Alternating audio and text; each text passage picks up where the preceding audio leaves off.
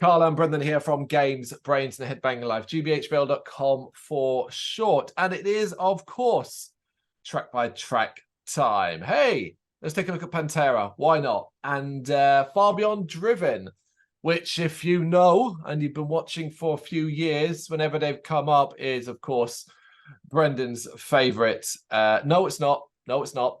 No, it's not. The Southern Trendkill is. It is not. Of course it is. I don't know why I'm get that confused. Even as I was saying, you know, when you're starting to say something, you realize, wait, this doesn't sound like I normally say this. No, it is, of course, yes, the great Southern Trendkill. But we're doing Far Beyond Driven, so you've chosen Far Beyond Driven. Actually, why didn't you choose the Southern Trendkill then? I guess because it's my favorite. It's almost like too obvious, you know, to a degree, and also, I guess, like the first proper 4 Pantera albums. I think everybody who has ever listened to Pantera knows them all pretty well. Yeah, almost probably track for track. You know, I would say out of those 4, this is the one I know the least. Like, I recognize a lot of it, but there are big hitters on this one that I know a lot and I listen to a lot. And I didn't always listen to some of the other songs that I guess at the time I maybe saw as filler. So whereas the Great Southern Trendkill, I think I could probably recite the lyrics now for you from track 1 through to the end, word for word. And this one, it was like, I can go back in and it give me an opportunity to check out some of the tracks that I maybe played least. So yeah, that was it. A good shout on that one. Yeah, there were just a couple in this that I weren't overly familiar with. I mean, I know I've listened to this album through before, but you know, there are some that are staples, Pantera staples, and there are some where it's like, oh, this is, don't really listen to this, and it's this, and so on. It was kind of fun for that. It's always this, you know, Okay, so of course, Far Beyond Driven. It is the 7th official studio album. I just referred to it as the 4th, I think, didn't I, or whatever it was, the 3rd.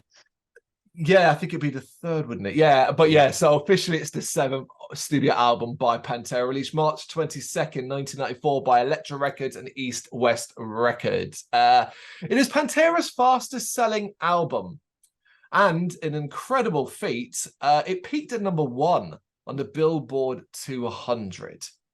So this did very, very well. Yep. Factoids about it. Reading up on this, I've included this purely because I didn't know this. So the Great Southern Trendkill's album art was not what it's supposed to be. Originally, you're on the wrong album again. You're obsessed. Am I? You just said the Great Southern Trendkill's album artwork. You mean Far Beyond Driven's? Oh my god! Yeah. You know what? You could tell I've been on early all week, man. You can tell I'm tired. Yes, yeah. Oh, right. Enough about Great Southern Trendkill. Far Beyond Driven. Its original album cover showed a drill going into someone's anus. The record label obviously rejected it because they were worried it'd be harming sales, and obviously in stores and things like that back when that mattered. So we got the cover. We did in the end, but I just never knew that. I never knew that was the because you know, you was here. The only other like album cover story I think I know from like the big bands back in the days, Metallica's one for Kill 'Em All. So I didn't know Pantera had one as well. Yeah, I didn't know either. I think another one I remember was the Cradle of Filth one, whenever that was something to do with Disney or Universal or someone like that they were signed to, and then there was some connection to Disney, or they'd been signed up to a label that, or like some sort of like, I don't know, rights to distribute or something like that, but they hadn't really like realized who the band were until like they released. I can't remember what it might have been, like From the Cradle to Enslave EP or something like that. And... Oh, it's the one with oh god, it's one album. You're right. It's a major label. I can't remember what the album is. I can picture it, but I can't remember. You are right. Yeah. Okay. Well, we'll kick off then with Strength Beyond Strength, and of course, this is a hell of a way to start off the album. It is a frenzy of intensity with that groovy guitar work that is so familiar if you know Pantera well. Yet it is so far removed. This track is so far removed from the sort of stuff we got on Cowboys from Hell, that's showing that progression and the direction they were heading into the next album and so on. Pantera wanted to make it clear that this was going to be a bit of a beast, and I think this opener shows that. It's so far from the best track in the album, personally. And I can imagine, right, it was probably quite polarizing upon release. Yeah, I guess so. I don't know. I never really think about it, but you do think sometimes, like even with that statistic that you read out earlier about it being the fastest selling album, that a lot of the time when an album sells well, it's going to be selling well off of the back of what you've gathered in your previous album, right? Yeah. So while it's obviously fantastic, but I guess if everybody's like now, all over Pantera because of like Vulgar Display of Power and Cowboys from Hell, and then Pantera released a new album, everyone's rushing out to grab it, so it sells really, really well. But were they then all happy with it? And like that's the question, because it is a very, very different. And like you said, it's a quick and energetic track, very, very heavy. I do think they do that anyway. Like even if the style has changed, because it has, it's more like the production is dirtier and Yeah. it seems like, yeah, it just seems rougher, doesn't it? Like, but like in a good way, you know. But like also if you look at all the albums, like they always start off with a heavier one. Like, do you know what I mean? Whether it's a song Cowboys from Hell, I can't remember what the first one is on Vulgar Power, but it's something like Mouth for War or something like that. It's one of the heavier ones, you know. And yeah, so I guess that's just kind of like a thing they do. It's almost like start an album off like hit them as hard as you can, sort of thing, which I like. I'm like, that's cool. Yeah. It is a catchy song. It's got like cool drum beats and Phil's vocals sound fiery, some chunky riffing, all the stuff that you kind of come to expect. Little dime bag moments with little guitar slides and bends all over the place, and of course the solo. So it's a damn good song, good start to the album. Like many songs in this album, if certain other songs hadn't been on this album, it'd be up there on a par. But there are songs on this album that just set a bar a bit higher than all of this, So great song, but yeah, will end up paling slightly in comparison. Yeah, I put in brackets at the end, and I wasn't sure if I was going to mention it, but now you've said it, I will. I put Battery. Because Battery, of course, is Metallica's opening track for Master of Puppets, and any other day, any other album, that would be the best track on the album, and it's fucked because of what's around it. And I think Strength Beyond Strength, you're absolutely right. It's pales because of what's around it. Yeah. And that's where we get to. We go to Becoming, because for me, this is where the album really gets going and marks a run of pure class tracks. The guitars are beastly here, thick riffs, sharp hooks. Vocals are really strong, and this is Anselmo his really, really best for me personally, when he's really pushing that growl but stretching his vocal cords too. That chorus is burned into my brain. It's one of my favorite. Yeah, up there's one of my top 10 Pantera songs. Yeah, this is like one of those many songs, but one of the songs that I would put down as like an anthem of my youth. This one in particular, I just always loved it. Loved the intro. I love that riff. It's weird, it's quirky, it's very dime bag, but it's cool. I think the vocals are fantastic. I love the slower line. I like how it picks up and builds up into it.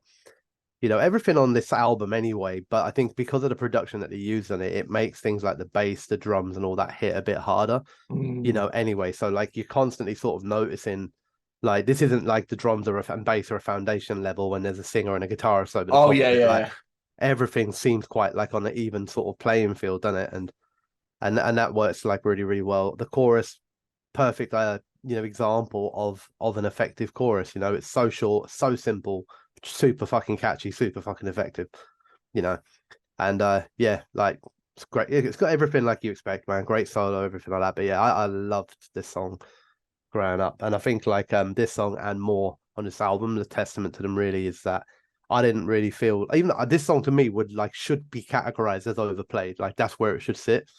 But like I didn't feel that with anything on this. There's a couple of other songs too where you think like in theory this should be boring to me now. But like I never really felt that with any of them. Well, it's definitely, they're not a band I come to much these days. Do you know what I mean? Like I don't put Pantera on much. So I think that might have been, but you're all right. I mean, the familiarity with so many of these tracks, I wasn't bored. Yeah. 5 minutes alone. It's another absolute banger. Who hasn't headbanged to this track at some point in their life if you're into our style of music? It's pure Pantera aggression. The groove of the guitars buries its way into my brain. The way the drummers punctuate the vocal statements is something I just love. And I think it's as close to catchy as Pantera can get because of the main riff and the chorus, like Pantera does catchiness, but like Mm. really anthemic catchiness. I think this is as close as we're getting.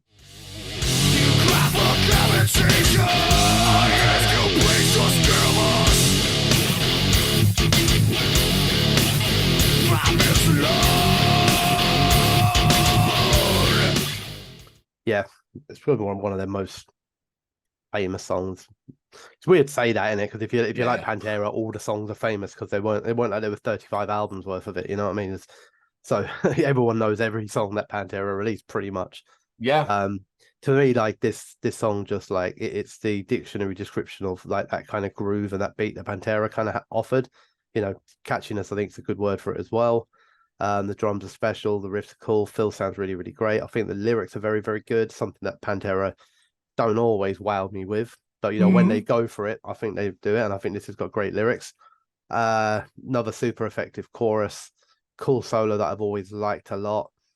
I just feel, yeah, it's just like I wrote that. I just find this track so comfortable to listen to. Like it's such an easily accessible track, but not because it's soft or anything, because it still packs a punch. It's just really comfortable and easy to listen to. It's like Metal 101 to a degree, but just done exactly as it should be. It's like this is a good song.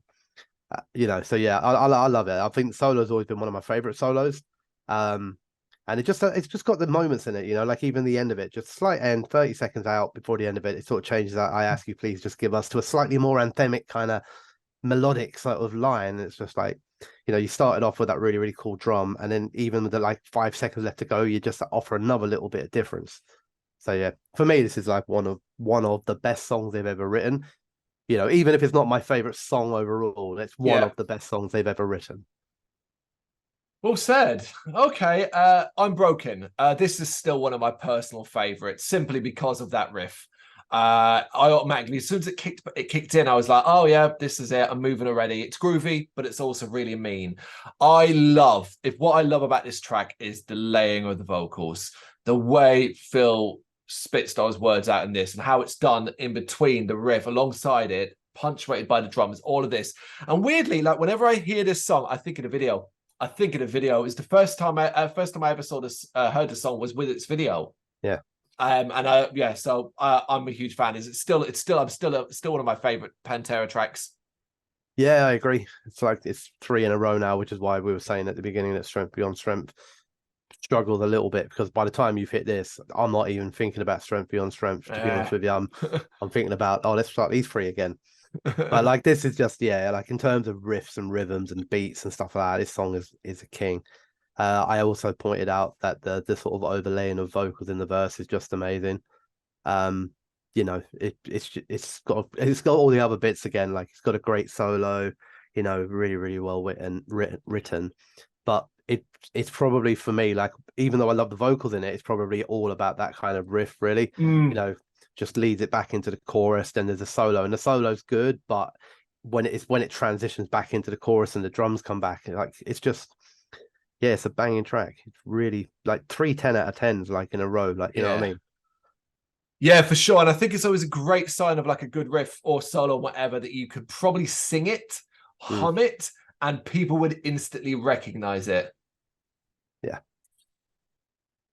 We're going to change things up a bit now, though, because it's Good Friends and a Bottle of Pills. A tone shift with Pantera getting a little experimental and, if I'm honest, jammy, delivering abrasive guitar noise, thrumming bass, and near spoken word style vocals. Then it shifts and it turns into chaos as the vocals just screech. It's got a skin-crawling feel to it. I've always found this track fascinating, and I still do, even though I'm still on the fence about if I like it or not. Right. Yeah, so I mean, it's got some moments in it that I'm like, I kind of appreciate that. You know, I think the drums are cool. They usually are. The guitars make you feel kind of uncomfortable, and I kind of feel that's probably by design. You know, it's not meant to be a comfortable listen. It's weird. It's very weird track musically. It's weird lyrically. It's certainly unexpected. I guess no matter what style of Pantera you were used to by now, this is not like any of the previous styles, whether it was the glam, the Cowboys from Hell, the Vulgar Display of Power, or the first 4 tracks of this album. Yeah. So this is then like, and here's something completely different. You know, something new. Yeah. Yeah. I mean, look, from I guess I don't know. I'm probably I'm like I like to read into things a little bit. I read up a little bit on it, and I was like, I just wanted to understand it because it didn't really make a lot of sense to me as a song.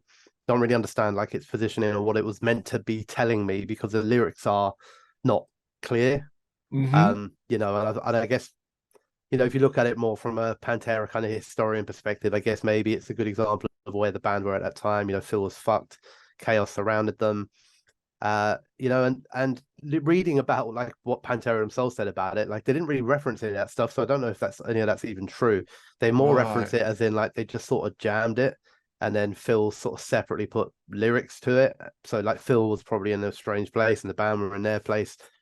And it was all done pretty much without a plan. I mean, my Mm. honest opinion is the last line that I wrote when I was listening to this. Like, as a song to listen to, I think it completely sucks, and it's a very good example of why plans are important. So, but I don't like it as a song, although I appreciate that if that's what they, it's one of those things, isn't it? If the band want to jam something weird and wacky Yeah. out there, I ain't gonna hate on it. It's all good, it's fine. It's just not a track I'm gonna be like, I really fancy listening to that song. Yeah. So yeah, Yeah. not loving it.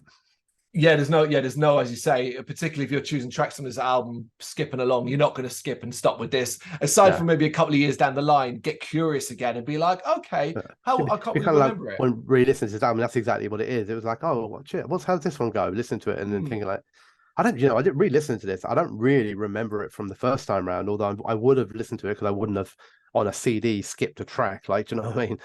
So it just meant that I must have listened to it once back then and also never gone back to it. So you almost want to know what you thought back in the day, because bear in mind, you're jamming away, you're loving, you got Becoming, 5 minutes alone, I'm broken, you're younger, you're feeling it, and then you hit. It would have been like, I would have been young and aggressive, mate. I would have been all like, what the fuck am I wasting my time listening to this for when I could be listening to Becoming again for the 4,000th time? Okay, right. Up next, we got Hardline Sunken Cheeks. By contrast, this is a Pantera epic, being over 7 minutes long, and they use that time to give us highs and lows of intensity, sludgy and doomy to frenzied groove, all with this sheen of aggression.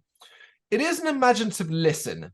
Unfortunately, I found it overstayed its welcome from overall for me. I do enjoy the shifts. I do enjoy the back and forth and that style, but if it had been 5, I would have probably appreciated it more.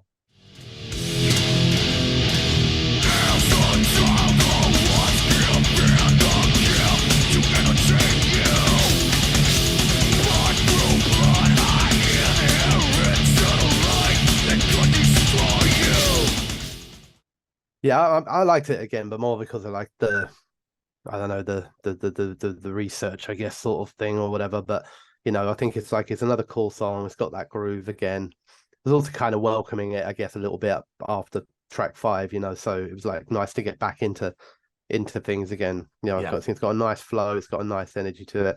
I have read in the past, not like this time around, but I've read in the past about Phil speaking about this track being like one of the first tracks he wrote around the time he started realizing he was fucked. So lyrically, I find this to be one of the better on this album in particular, because there are songs on other albums that I think, like especially on the Great Southern Tranquil, that really address that stuff even better actually. Yeah. But as an early sort of insight into that shine on that really, really well. I wrote some of them down, like just because he does it more like lines. He doesn't really sort of tell a whole story. He just sort of delivers lines. So it's like a hangover is inspiration, like a junkie, I hurt for it, a bad trip, emptiness, I never sleep, and it's just that sort of stuff. And I guess that to me, because I put a lot of faith in lyrical content, I find that really, really deep, really emotional, and really kind of like brave or whatever the word is, for him like putting all that stuff out there.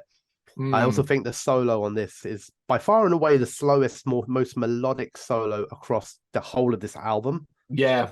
And it's probably the only piece of music on this whole album that sounds a bit more like it could have come from the earlier 2 albums. To be honest with you, like a Cemetery Gate sort of solo or something.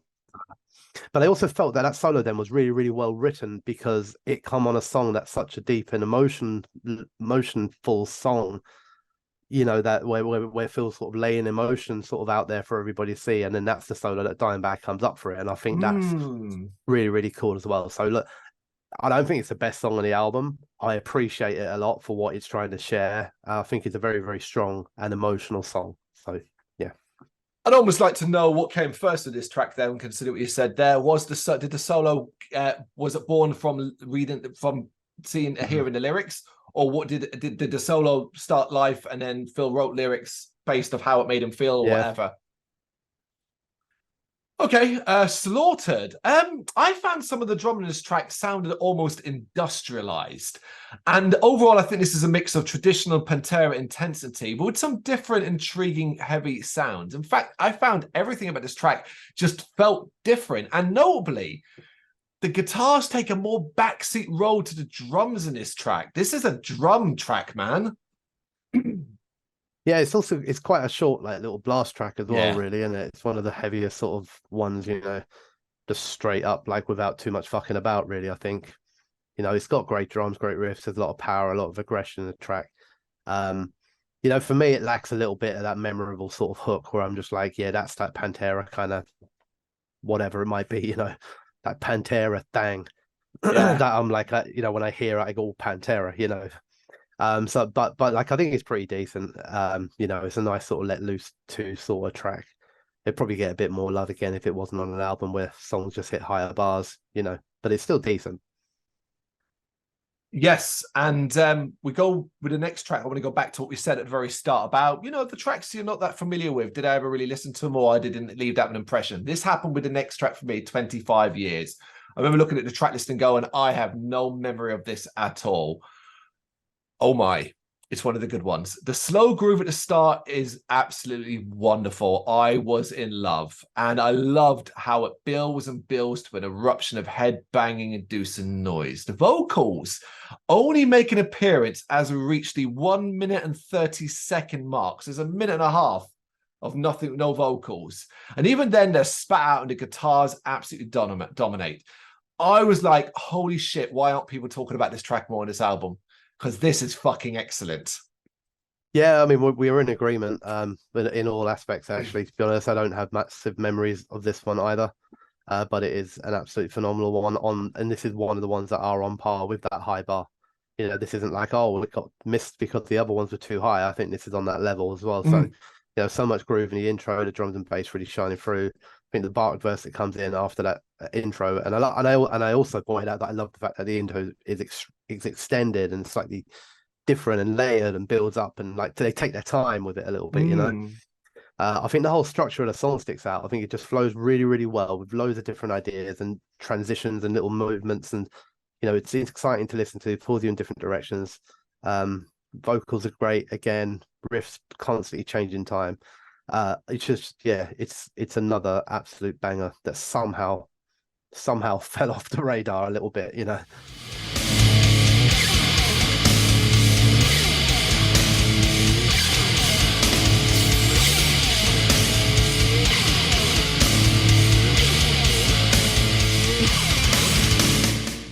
That I find amazing.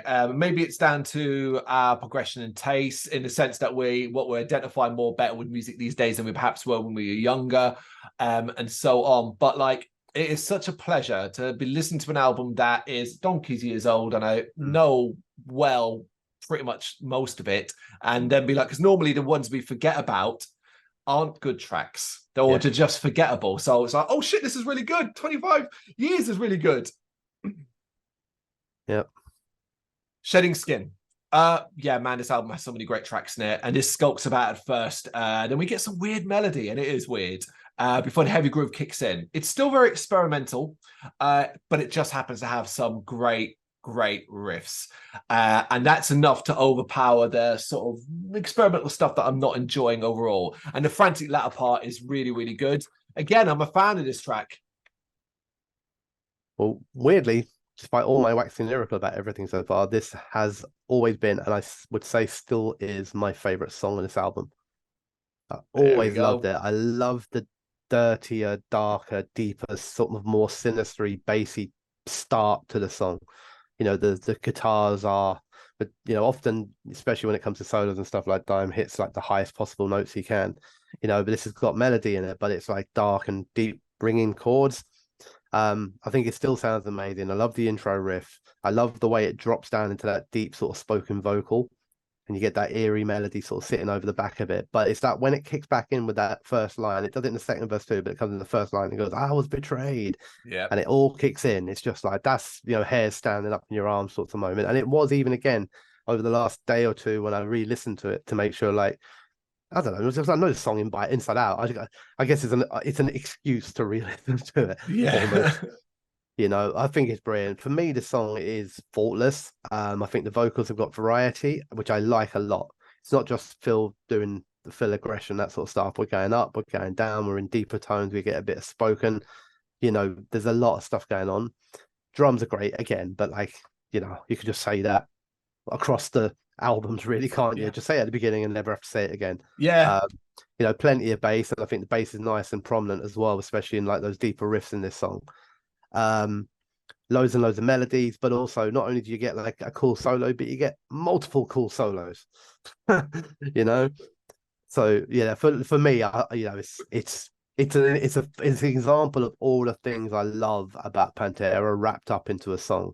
You know what I mean? Not just like, oh, here's my Cemetery Gate style one, or here's my Cowboys from Hell style one, or my Walk style one. This is like, it's got a bit of everything in there, and I love that. Oh, it's gonna be fun narrowing this down to 3 at the end. Yeah. Okay, we almost near the end of the album, and we've got Use My Third Arm. What? Who? Never heard of this track. I genuinely I like no familiarity at all. Listened to it, couldn't even think I've ever heard it before. I must have. But to be fair, I kind of get the idea of why it maybe didn't stick. It's cool. It's a cool track because literally everything on this album is a cool track in some way, but there's just nothing special about it. There's no hook. There's nothing that really grabbed my attention. There's nothing really that interesting. I will say that I wasn't bored listening to it. I wasn't thinking about skipping it because I kind of, as well, because of the experimental tracks we have on this album, immediately seeing one I didn't recognize was like, okay, it might get weird, it might change direction, it might do this, so you're going to listen to it to the last second and see what happens. Didn't go anywhere for me. So yeah, no, this is not, maybe the worst for me. I don't know. Yeah, I mean, I agree with some of what you're saying anyway. I wrote It's Heavy as Hell again, cool beats, cool riffs again, the drums are great, Phil sounds charged up. It does lack a bit of a hook in the verses and a bit of something in the chorus to really kind of capture you. But it does come into its own a little bit later on in the song when it hits the really sort of slowed down, chunky, slower sort of riff stuff, which I quite liked. I thought those riffs hit really hard, and those riffs combined with Phil's sort of singing style that he does, not quite the shout, definitely not a clean sing, but somewhere like in the middle of that. I actually thought that it sounded very, very much like Down once it had that sort of slower riffs and all that sort of stuff going with him singing along to it. Not that matters, but that's what I thought it sounded like. So I agree. It's not their best. It's not a bad track overall, but it's not their best. Do you want to know how forgettable it is for me? Everything he just described, I'm like, did I listen to this track? I must have, because I wrote things. You have to listen to like the last minute and a half of it again at some point and just see if it sounds like Down. Yeah, definitely. Yeah, interesting. Okay, penultimate track, Throes of Rejection. This is another one. I'm a big fan of the drumming. Again, it kind of goes on what you said before. There's a lot of the talent in this band. Everybody was on form. It doesn't need to be repeated 10 times over, but the drumming, the patterns, the beats was really, really appealing to me here. But that doesn't overlook the fact that the guitars are slaying too. Phil's got some guttural shit going on. This is just a nice meaty manic one for me, man. Enjoy that.